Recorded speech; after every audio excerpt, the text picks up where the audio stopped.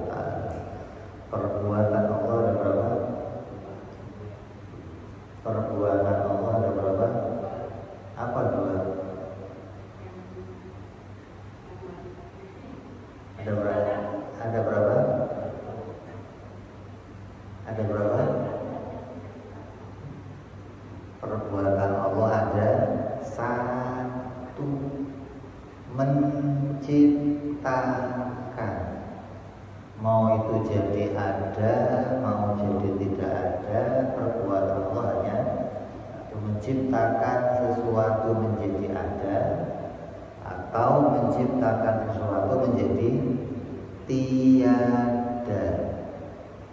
Ada berapa? Yang kencang belum makan aja, belum sarapan. Fi'il atau perbuatan Allah hanya ada satu, yaitu menciptakan. Adapun sifat dari perbuatan Allah sudah kita bahas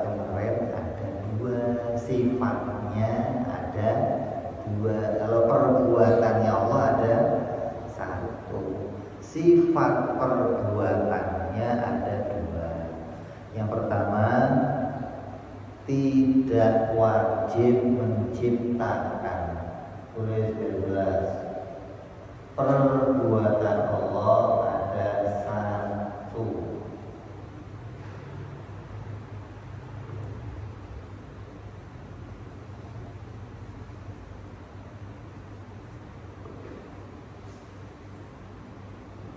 Menciptakan sesuatu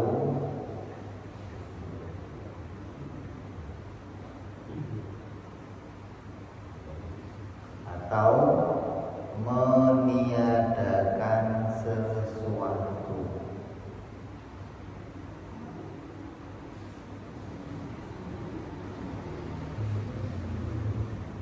Sifat perbuatan Allah ada dua.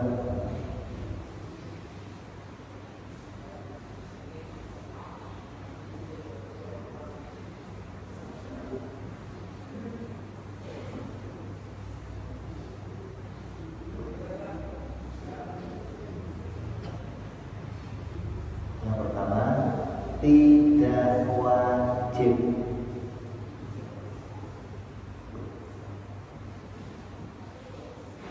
menciptakan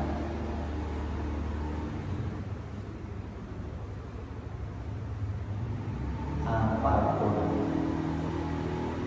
Tidak wajib menciptakan apapun. Yang kedua, tidak mengambil keuntungan.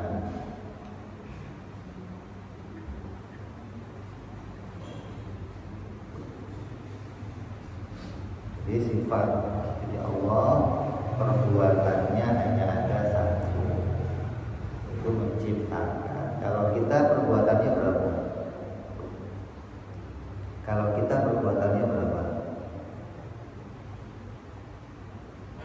Hanya duduk, makan, jalan, losor, rokok, perbuatan kita banyak. Kalau perbuatan Allah satu tok, menciptakan, tidak ada lain, tidak ada. Ya, nah sifatnya ada dua. Dalam menciptakan, mau bikin langit, mau bikin bumi, mau bikin hujan, mau bikin, itu tidak wajib. Bikin ya boleh, tidak bikin juga boleh.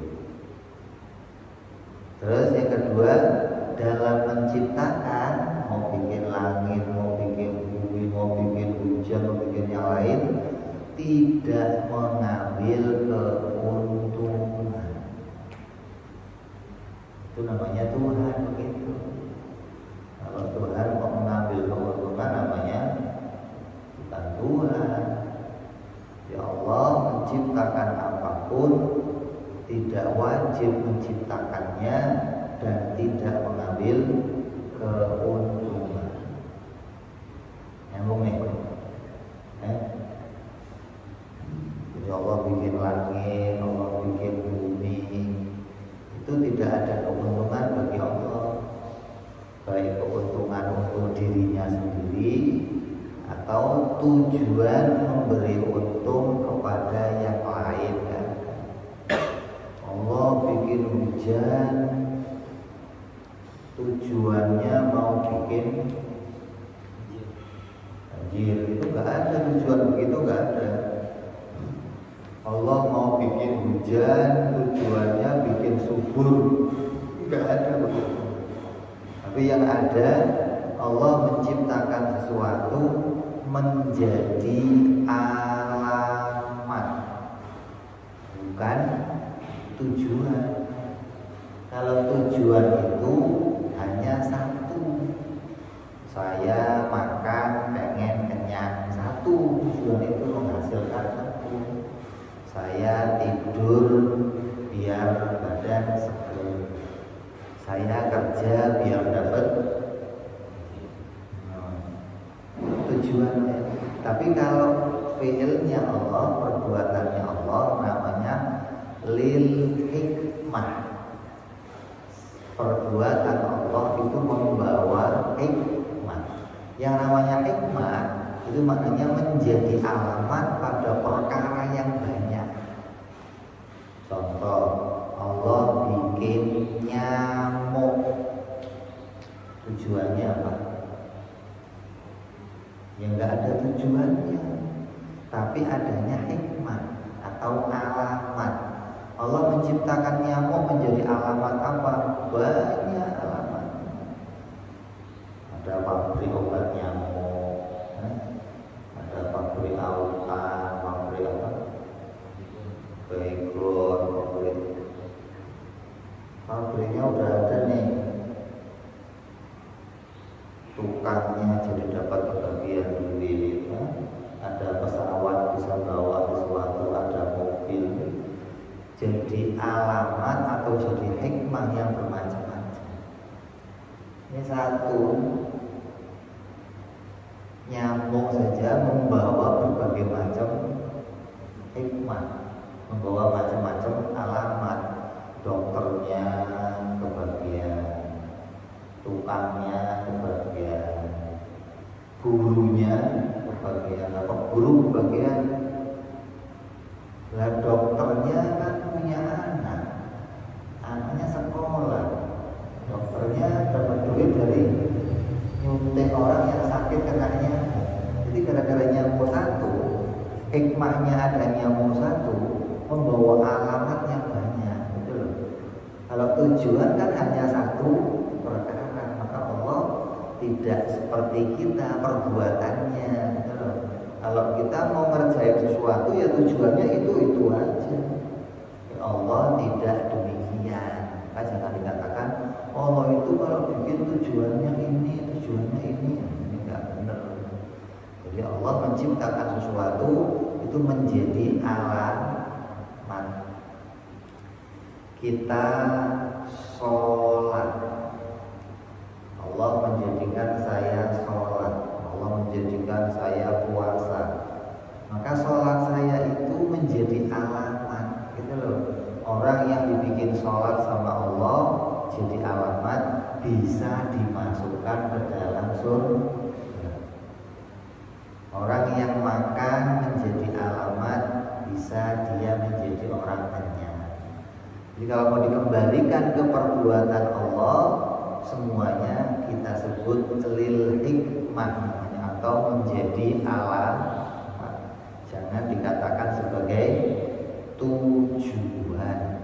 Kalau kamu katakan Allah menciptakan sesuatu dengan tujuan, berarti kamu menyamakan perbuatan Allah dengan perbuatan makhluk. Terus yang kedua, yang berikutnya kita akan bicara sifat yang diperbuat Allah. Ada sifat perbuatan, ada sifat yang diperbuat Allah.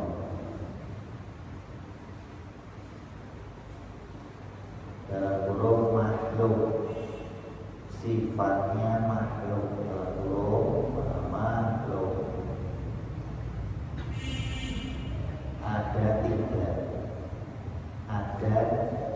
tiga.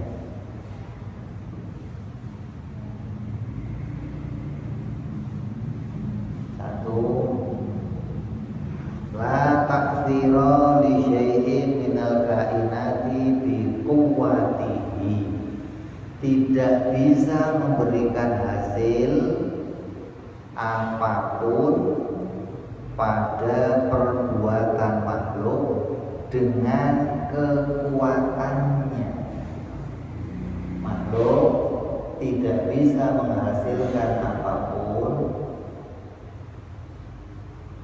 dengan kekuatannya.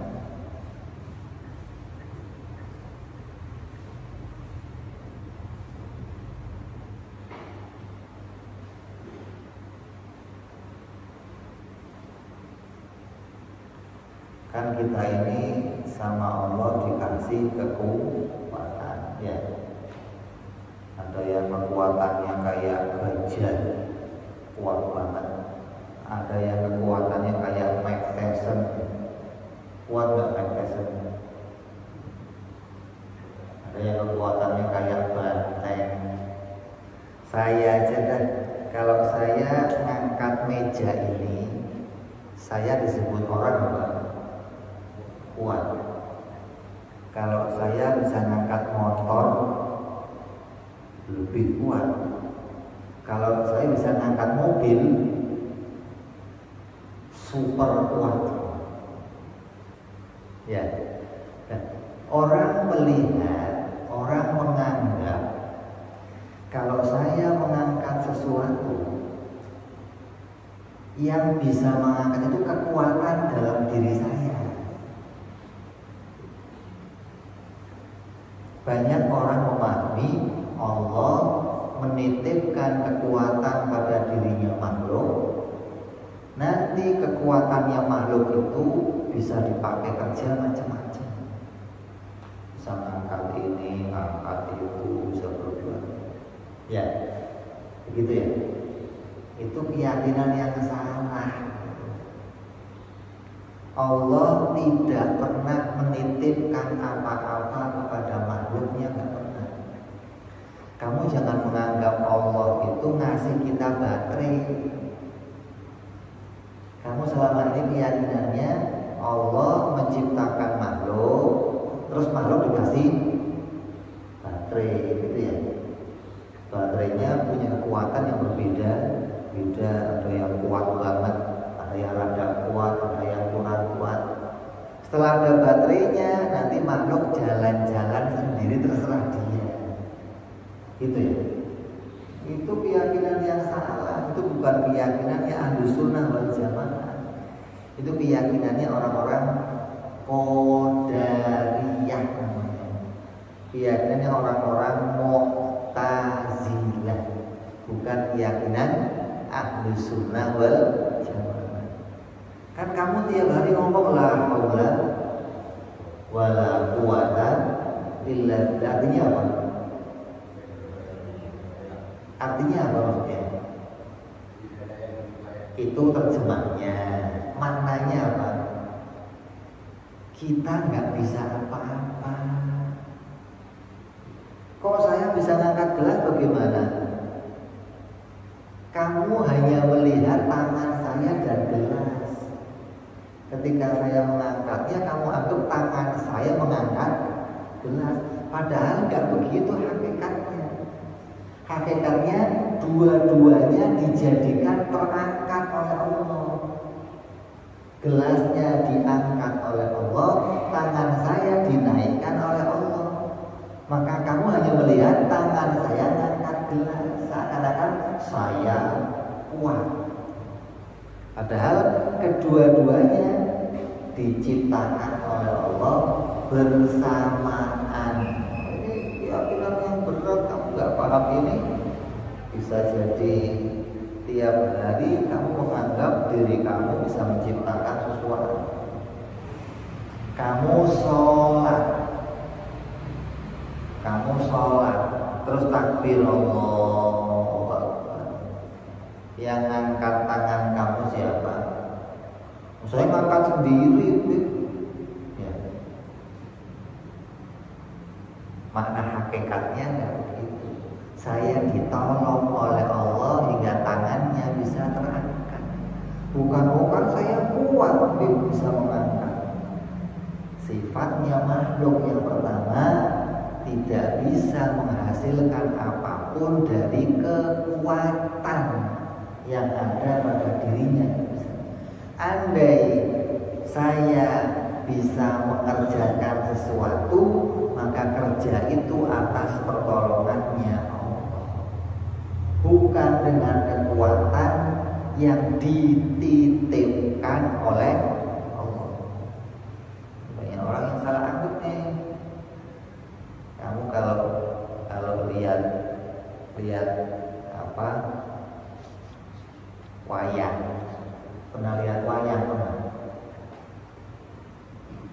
Ada dua wayang. Sama dalam wayang wayangnya dijadikan belatung.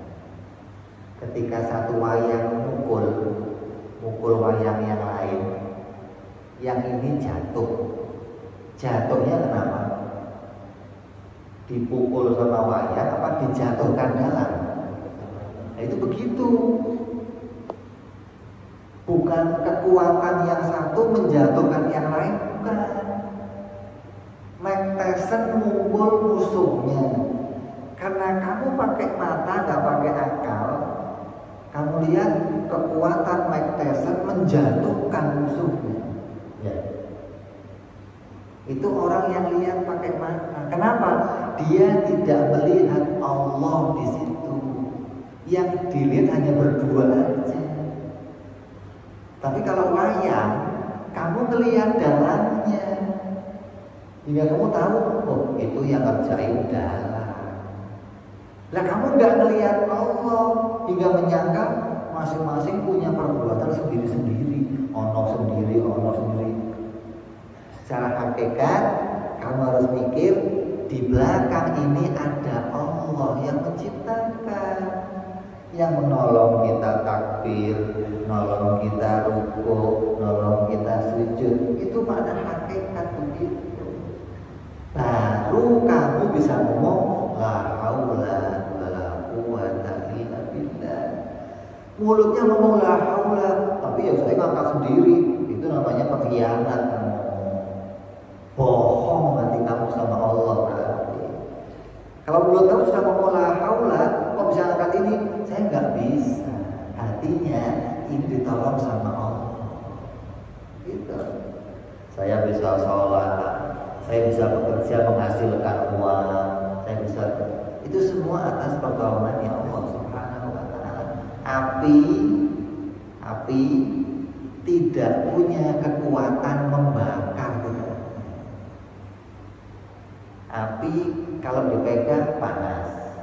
Panasnya api tidak bisa membakar sesuatu. Pisau tajam. Tajamnya pisau tidak bisa memotong sesuatu. Itu makna hakikat harus begitu. Obat tidak bisa menyembuhkan sesuatu, kekuatannya tidak bisa. Nasi kekuatannya tidak bisa mengenyangkan, tidak bisa. Kalau kamu kok makan nasi terus kenyang, dari mana kenyangnya? Bukan muncul dari dalamnya nasi, bukan. Banyak orang-orang awam menganggap kalau saya makan, dari dalam makanan muncul kenyang. Kalau saya membakar sesuatu, dari dalamnya api muncul panas yang membakar. Kalau saya memotong dengan pisau, dari dalamnya pisau akan bisa memotong sesuatu. Gak begitu meyakininya. Gimana meyakininya?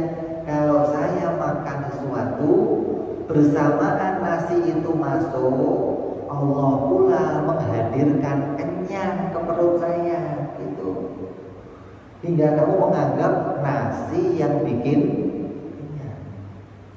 Kalau kamu minum obat, bersamaan obatnya masuk, Allah menjadikan sehatnya. Gitu loh. Jadi obat nggak bisa menghadirkan apapun, nggak bisa. Dengan paham ini, kamu nggak akan pernah nanti kecewa. Dasar obat sialan, diminum berkali-kali nggak sembuh-sembuh. Dan obat kan nggak ada urusannya. Mau 2 karung minum obat, kalau nggak dikasih sembuh kira-kira, ya nggak bisa sembuh. Ini makna hakikat. Hingga kamu harus kembali, ini semua atas pertolongannya Allah. Baru mulut kamu bisa ngomong la haula wala quwwata illa billah. Wiridnya la haula wala quwwata. Kita takbir, ya saya sendiri tuh. Wah, namanya la haula, bohong kamu kalau begitu. Jadi sifat makhluk yang pertama adalah makhluk, kekuatannya makhluk tidak bisa menghadirkan apa nggak bisa menghasilkan apapun. Makanya dulu zaman Bapak masih hidup, kalau ada santri-santri dikasih wiritannya satu, apa? La taksiro. Wiritannya orang yang baru belajar tauhid pertama, wiritannya apa? La taksiro. La taksiro. Jadi suruh wirid sehari mau 100 kali, mau 1000 kali la taksiro, la taksiro, la taksiro, la taksiro. Apa la taksiro? Tidak bisa menghasilkan apa? Gak bisa menghasilkan apa? Hingga ketika itu tertancap di hati kamu, setiap kamu punya hasil, yang kamu ingat hanya Allah. Bukan kamu ingat diri kamu atau orang lain yang menolong kamu. Maka sering kita lumah, kalau nggak ada gua mati lu. Ada begitu? Lu nggak ada gua, nggak bisa kerja. Untung gua tolong. Dari mana? Itu boleh begitu pada mulut, nggak boleh di dalam. Oh, kalau dalam hati rusak iman kamu. Dalam hati kamu, makna iman kamu harus kembali. Yang menolong saya adalah Allah. Yang menjadikan sesuatu adalah Allah. Kamu dikasih sesuatu oleh seseorang. Dalam syariat, syaratnya kamu boleh menerima. Syaratnya ini, ada orang ngasih kamu, Pak, ini buat Bapak. Syaratnya kamu boleh menerima. Yang pertama apa? Kamu harus meyakini ini didatangkan oleh Allah, bukan dari dirinya orang itu, tapi Allah yang mendatangkannya. Adapun yang mengantarkan, Allah bisa menjadikan siapa aja yang nganterin. Mau kucing ya bisa, mau orang ya bisa, mau kambing ya bisa. Oh, berarti yang nganterin, bukan yang ngasih. Nah, banyak orang salah. Kalau nggak ada kamus, nah ini yang berat. Nggak melihat Allah yang menjadikan itu semua. Nggak melihat Allah yang menciptakan itu semua. Dia hanya melihat makhluk itu yang nolong saya, makhluk ini yang memberi saya ini. Jadi kita harus kembali kepada sifatnya makhluk yang pertama. Makhluk tidak bisa menjadikan apapun dengan kekuatannya. Jadi banyak orang menganggap Allah itu menciptakan makhluk, terus makhluk dikasih kekuatan. Terus dengan kekuatan makhluk bisa ngerjain macam.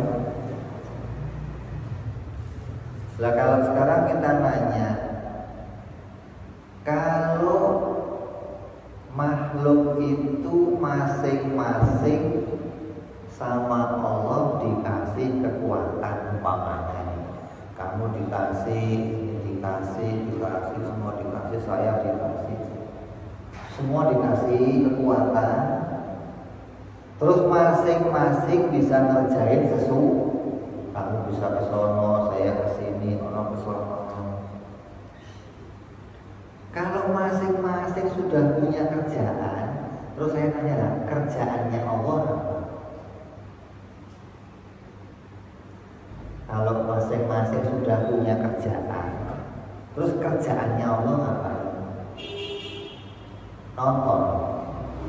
Wah, itu makhluk saya, yang anu ke sono, yang anu begitu kira-kira. Tuhan jadi penonton gitu. Nah, ini paham yang keliru.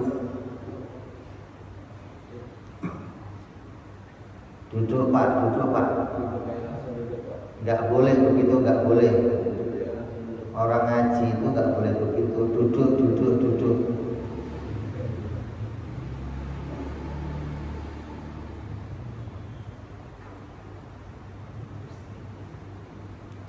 Adabnya orang ngaji nggak begitu. Sudah ngaji nggak ada salaman, duduk masuk duduk. mengganggu konsentrasi yang lain.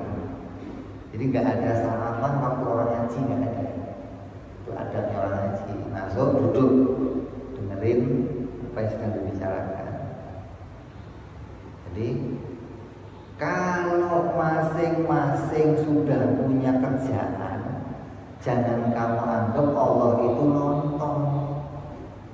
Nanti bagian akhir Allah bagian juri. Oh, kamu dosanya banyak neraka. Oh, kamu pahalanya banyak surga. Begitu. Ini banyak orang keliru. Ada nggak yang pahamnya begitu? Banyak. Di antaranya orang-orang yang di luar Ahlus Sunnah wal Jamaah pahamnya begitu. Jadi Allah itu nggak menciptakan perbuatan kita. Allah hanya menciptakan diri kita, lalu kita menciptakan perbuatan kita sendiri. Saya mau gerak ya terserah saya mau diam terserah saya. Ini banyak orang pahamnya seperti itu. Jadi kita jangan sampai pahamnya keluar dari paham Ahlus Sunnah wal Jamaah. Kelihatannya pencinya putih, ngajinya di Masjid Al-Alim, jadinya malah bukan ahli sunnah, kan berat. Kenapa? Keyakinannya bukan keyakinan ahli sunnah wal jamaah. Kok begitu bilang nggak pernah ngaji tauhid nggak pernah, kenal Allah nggak pernah, gimana mau beres? Maka ketika kamu kenal ini, maka kamu kenal bahwa setiap makhluk punya perbuatannya yang bikin Allah. Saya nanya, kalau kamu disuruh jadi petani, kira-kira mau nggak? Kamu dikasih nih sawah 2 hektar, kamu suruh nani nyangkul, mau?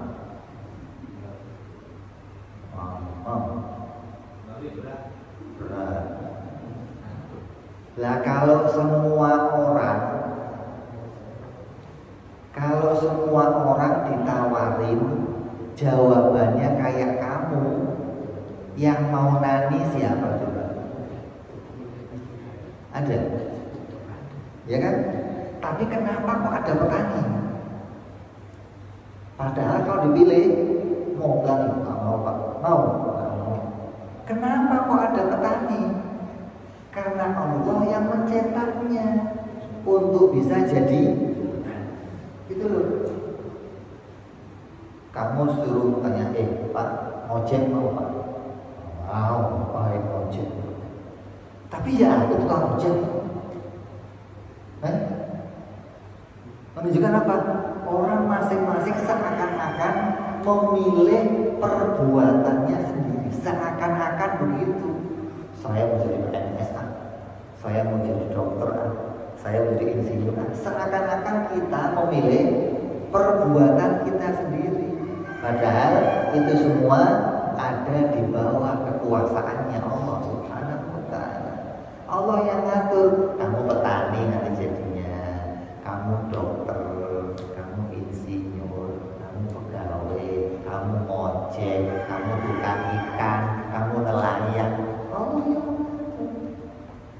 Kalau kamu bisa melihat pakai akal kamu akan nemu itu semua. Tapi kalau kamu lihat pakai mata kamu, ya nggak akan nemu. Akan-akan, ini mah persaingan nih. Kalau nggak ngotot saya nggak dapat ini, nggak bisa. Kan saya nyogok gitu, ya macam-macam nih.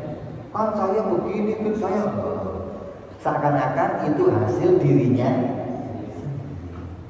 Padahal kembali kepada sifat makhluk pertama, makhluk tidak bisa menghasilkan apapun dengan kekuatannya. Itulah peristiwa haji. Ada peristiwa istimewa yang harus kita ingat terus menerus. Apa diantaranya? Kejadian Siti Hajar bolak-balik Safa Marwah.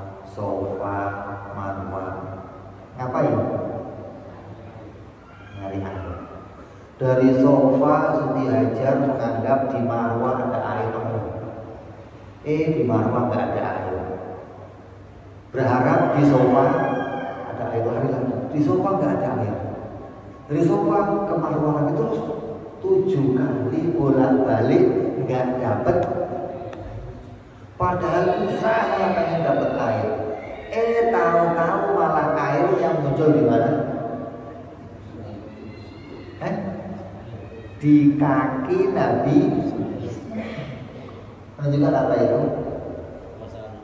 Mau menunjukkan usaha kamu tidak bisa menghasilkan apapun, begitu loh.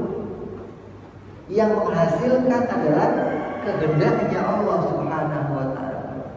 Kamu usahanya di mana, hasil yang keluar di mana. Gitu loh. Ini dijadikan oleh Allah menjadi rukun umroh, rukun haji, agar tiap hari kamu ingat sofa marwah, gak bisa hasil apa-apa ya Allah, Engkau yang menghasilkan. Ada orang haji tahu itu? Bohong. Saya tanya coba, kamu ngerti kan hikmahnya sofa marwah apa? Saya mau tanya. Yang udah haji juga tanyain. Tahu nggak kamu hikmah sofa marwah? Oh ya itu kayak Siti Hajar bolak-balik. Ya ngapain bolak-balik ngapain? Nggak ngerti ini nggak usah haji kamu, nggak usah umroh kamu. Kenapa? Nggak ada gunanya.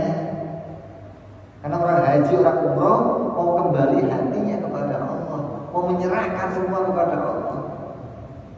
Dan kamu diingatkan di sisi Allah. Nah tuh, lari tuh, nggak dapat apa-apa.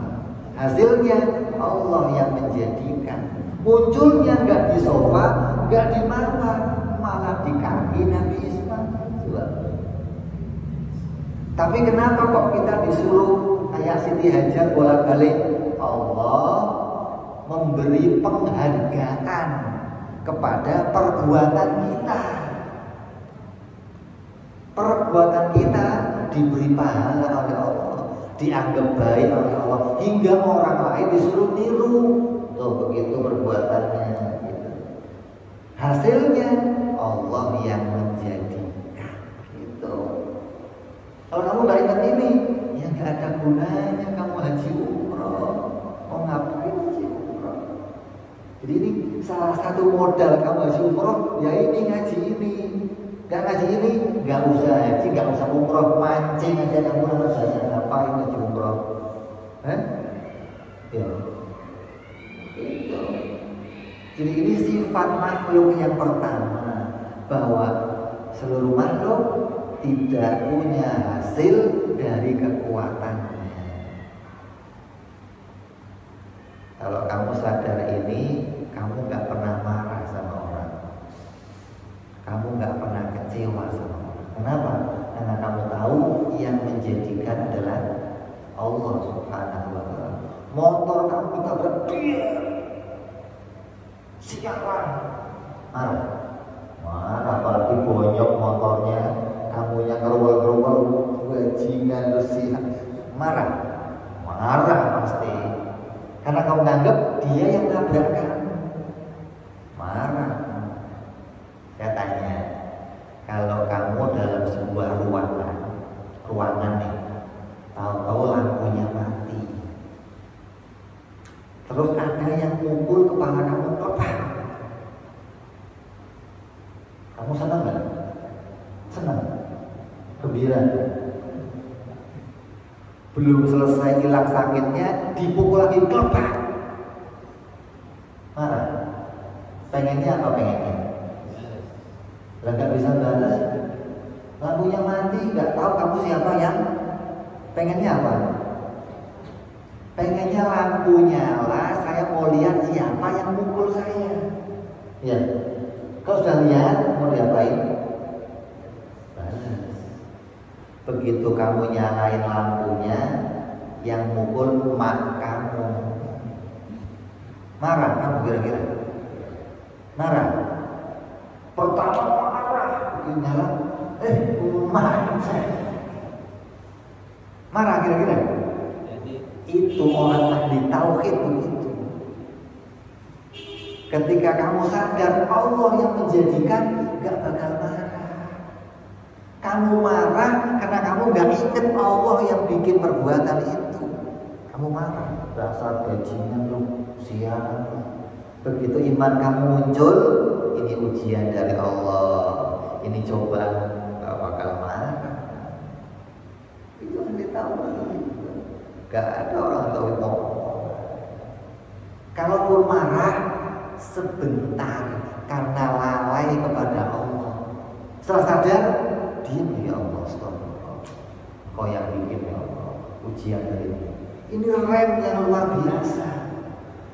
Biar aku gak bablas keluar jadi iblis, jadi korun, jadi Fir'aun, karena gak ngaji ini. Menganggap dirinya bisa menghasilkan, orang lain bisa menghasilkan, berantem gak ini. Gara-gara elu saya melangkah, gara-gara elu saya. Ya. Yang parah lagi sering ada orang duduk tahu kok tahu ada kiriman, ada yang kirim saya nih. Ada begitu. Makanya saya kalau ada lihat orang sakit, bib saya sakit, dia kenapa? Diperiksa dokter nggak ada penyakitnya. Terus nggak tahu, saya ngomong ada yang bikin pasti kamu. Iya, itu ada yang bikin. Siapa bikin? Allah yang bikin, goblok kamu. Siapa lagi yang bikin? Nuduhnya, si anu yang bikin, dia si anu. Nah, gobloknya nggak ngaji begitu tuh. Ya, terdukun yang bikin, disantet. Gak ada.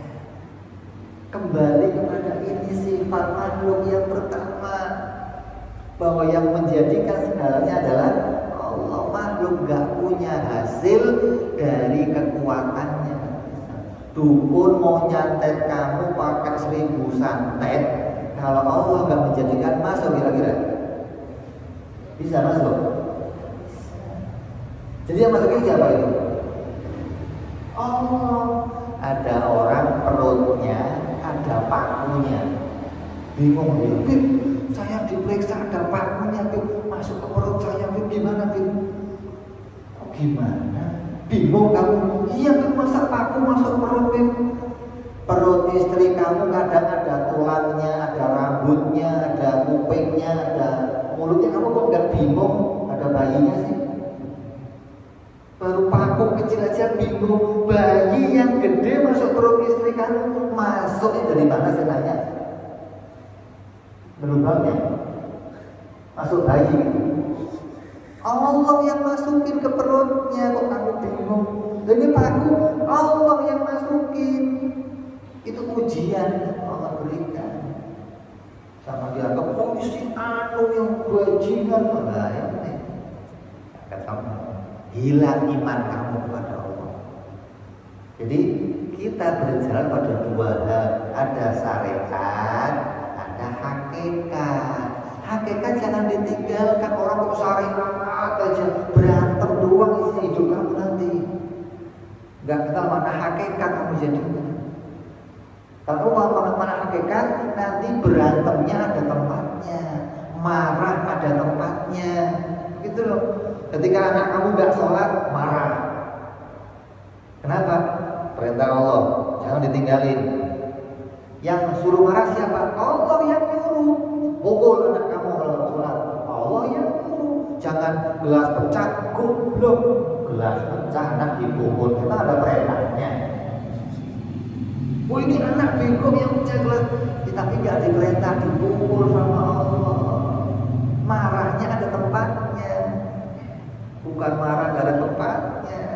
Ya, ketika kamu sadar ini, kamu akan tahu nanti, oh ternyata begini bersyariat.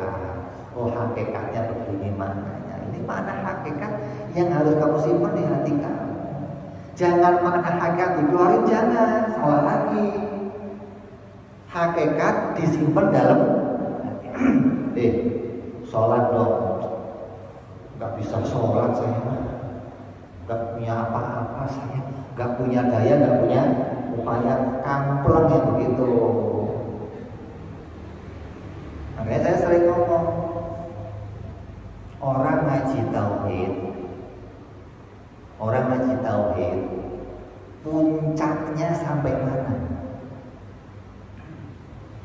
Selesainya sampai mana?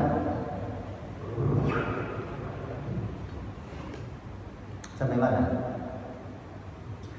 Sampai kamu gak bisa sholat.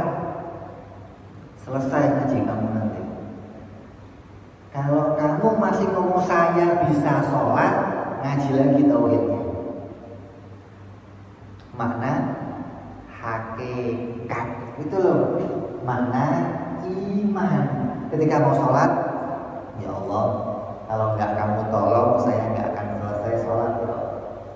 Baru sholat Allah. Begitu. Bukan Allahu Akbar. Ya semua. Saya mendatangi perintah Allah. Assalamualaikum. Ya Allah, terima sholat saya ya Allah. Orang yang begitu saya mau ngaji lagi tauhidnya, rusak iman kamu begitu. Puasa kamu rusak, haji kamu rusak, umroh kamu. Karena menganggap saya bisa mengerjakannya sendiri. Jadi makna hakikatnya harus muncul. Kalau kamu nggak ngaji ini, kamu nggak ngerti makna hakikat. Kamu yang ngerti makna syariat. Saya percaya ini, saya wudhu, saya pakai baju, saya takbir, saya rukuk. Itu semua ditolong sama Allah. Kalau Allah nggak nolong kamu, lah boro-boro. Ya, ini kadang kurang ajar juga. Udah ditolong sama Allah, dikasih kemudahan, dikasih fasilitas, sampai bisa sholat udah selesai. Assalamualaikum. Ya Allah, mana pahalanya ya Allah, mana surganya ya Allah. Ini orang begini orang yang paling kurang ajar, kata orang-orang ahli sufi. Kok bisa? Gambarannya begini gambarannya. Kita ini nggak bisa ngapa-ngapain, berarti tidak bisa menuju kepada jalan keselamatan. Saya ini nggak tahu jalan untuk menuju ke tempat sesuatu. Karena saya nggak tahu, saya nanya kan. Pokoknya saya mau ke Jakarta nih, dari kampung mau ke Jakarta. Saya nggak tahu alamat Jakarta. Saya nanya nggak kira-kira, Pak, tolong dong saya mau ke Jakarta. Oh iya, ada dua kemungkinan. Yang pertama, orang yang kamu nanya nunjukin alamat. Oh, Jakarta. Lu naik aja mobil ini kan nyampe sono. Ini mobilnya jurusan Jakarta. Nanti mau turun mana lah? Mau turun Bandung bisa, mau turun Bogor bisa, mau lewat Kudus bisa. Lu naik aja mobil ini kan nyampe sono. Yang kedua, Pak, saya mau ke Jakarta. Oh, mau ke Jakarta? Ayo, kebetulan saya juga mau ke Jakarta. Sini kamu saya tolongin nyampe Jakarta. Kalau kamu suruh pilih yang mana kira-kira? Pilih yang mana? Yang pertama, yang kedua? Yang kedua. Tinggal duduk, nyampe. Ya, begitu kamu nyampe Jakarta, turun, Pak, upahnya mana dong? Yang ngomong begitu siapa harusnya? Ini kamu yang numpang, minta sama yang ngupir, Pak, upahnya dong. Pantas nggak kira-kira? Kalau kamu jadi supir mau apa kira-kira? Kampleng goblok tuh udah buat tumpahnya minta upah lagi. Kamu begitu sama Allah. Kita nggak tahu jalan ke surga, nggak tahu. Allah kasih kita nabi, Allah kasih kita Quran, Allah kasih kita petunjuk. Udah disuruh sholat, kan nggak bisa ditolong sama Allah sholat. Digerakkan tangannya, dirukukkan, disujudkan sampai bisa salam. Bisa salam, minta surga ya Allah. Surganya mana ya Allah? Goblok banget ya, kamu ditolong sholat, ditolong puasa, ditolong haji, minta surga lagi. Kurang ajar kan? Itu mana kalau begitu? Songong memang. Ketika kamu ngaji ini, kamu gak akan songong sama Allah. Akan tahu ya Allah, surga milik kamu ya Allah, bukan punya saya. Sholat milik kamu. Kan kamu kan sekarang sholat, inna sholati wa nusuki wa mahyaya wa mamati lillah. Itu bohong apa beneran? Bohong doang kamu mah. Inna sholati milik Allah, tapi minta upah. Upahnya mana ya Allah? Katanya sholatnya punya Allah. Kalau punya Allah jangan ditagih lagi dong. Udah punya Allah ditagih surganya gimana sekarang? Jadi Allah itu istimewa kepada kita, baiknya luar biasa. Kamu dikasih petunjuk, dikasih nabi, dikasih pertolongan, kitanya aja yang sombong, yang nggak mau ngerti, yang kadang kurang aja. Kenapa? Gara-gara minimnya pengetahuan mengenal kepada Allah Subhanahu wa Ta'ala.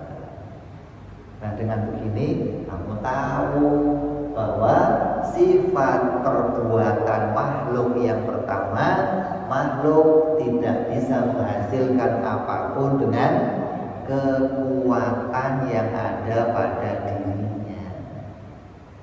Ketika punya hasil, maka hasil itu datang dari Allah Subhanahu wa Ta'ala. Kita sembuh, Allah yang menyembuhkan. Dapat rezeki, Allah yang mengantarkan. Kayak kamu kan kalau doa, ya Allah, inkana rizki bisama fa'anzilhu. Apa lu kalau begitu-begitu ya? Wa inkana baridan faqarribhu. Apa lu kalau begitu? Wa inna ma haraman fatahhirhu wa inna ma asiran fayassirhu. Allah semua yang kau mintain tolong. Maknanya apa?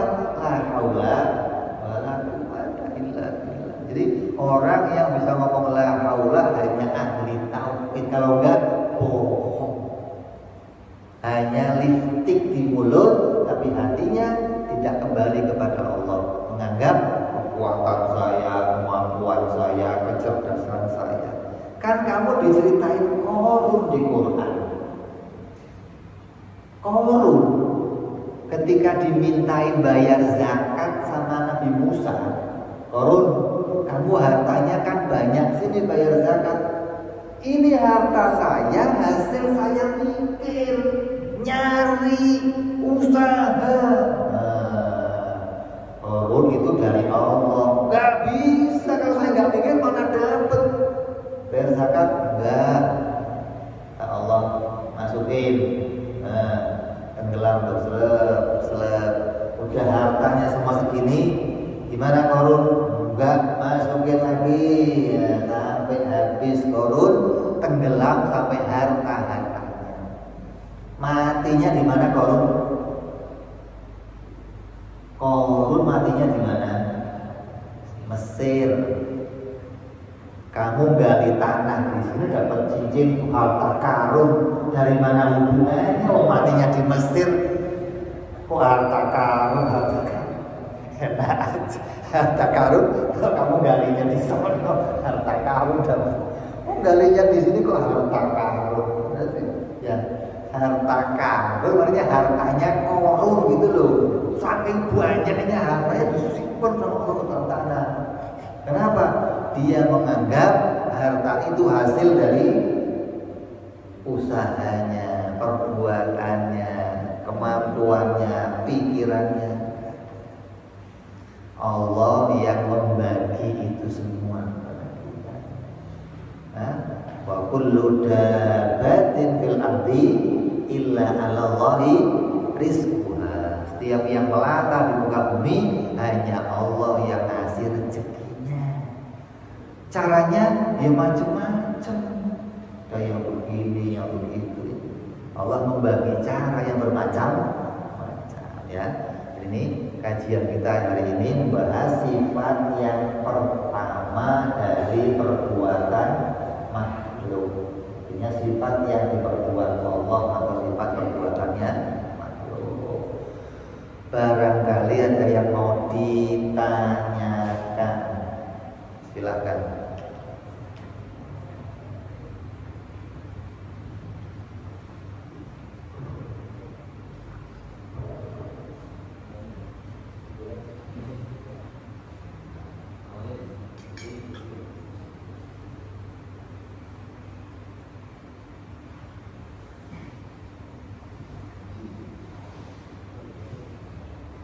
Yang lain juga itu yang pojok-pojok yang kita itu mak-mak itu mak-mak tuh.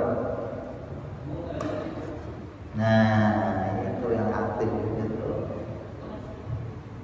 Assalamualaikum warahmatullahi wabarakatuh. Assalamualaikum warahmatullahi wabarakatuh. Ini Habib, alhamdulillah saya semenjak kuliah ini sedikit tadi sudah memahami ya, alhamdulillah. Nah itu yang dari saya ada yang sifat Allah yang katanya kita hanya bisa diam dan Allah yang bilang cuma diam ya. Jadi apa yang harus kita lakukan dengan kejadian-kejadian tersebut itu apa yang kita buat maksudnya. Itu assalamualaikum warahmatullahi wabarakatuh. Assalamualaikum. Allah menjadikan untuk kita syariat. Allah menjadikan kita nabi. Yang harus saya kerjakan apa? Ikut nabi. In kuntum tuhibbunallah fattabi'uni yuhibbukumullah. Kalau kamu cinta kepada Allah, kata Nabi apa? Ikuti aku. Berarti yang harus kita kerjakan apa? Ikuti Nabi. Nabi sholat, kita sholat. Nabi puasa, kita puasa. Nabi makan, kita makan. Nabi kerja, kita kerja. Nabi kawin, kita kawin. Ikut Nabi. Itu jalan yang Allah berikan kepada kita. Jangan ikut selain Nabi.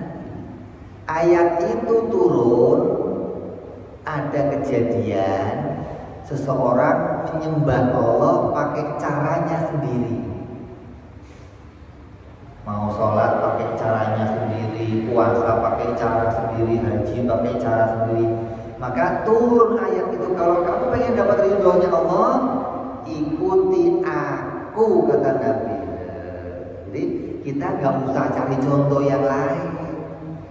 Saya mau ngapain ya? Oh, kalau kamu dikasih susah, sabar. Kalau kamu kok dikasih seret, usaha. Kok sakit, ke dokter. Itu kan jalannya. Adapun hasilnya kita yakini ditolong sama Allah, bukan dari diri kita sendiri. Oh, ini dokternya manjur. Kalau nggak dokter ini nggak bakal sembuh. Kata siapa? Dokter masih apa aja bisa. Oh, nggak bisa kalau ini tokcer. Mau tokcer. Yang namanya berobat sunnah di Arab itu rumah sakit sepi. Di sini ada BPJS ya? Yang nggak di BPJS juga. Di Saudi malah nggak gratis rumah sakit, tapi sepi. Kenapa? Di sono orang ke rumah sakit itu nomor 7. Yang pertama kalau sakit apa? Sedekah. Kenapa? Sedekah menjauhkan penyakit. Kok belum sembuh sedekah? Puasa. Puasa belum sembuh lagi, minum air dari Habib. Belum sembuh lagi, minum jamu. Belum sembuh lagi, terus terakhir baru ke dokter. Lah kalau kita haji dokter, kayaknya dokter bisa bikin sembuh. Keyakinannya udah rusak dari awal memang. Dari awal sudah meyakini yang salah, hingga tambah salah. Maka mudah-mudahan dengan ngaji tauhid, keyakinan kita jadi keyakinan yang benar, yang lurus, yang jadi keyakinan ahlu sunnah wal jamaah. Ada yang lain? Ya, sudah terjawab ya.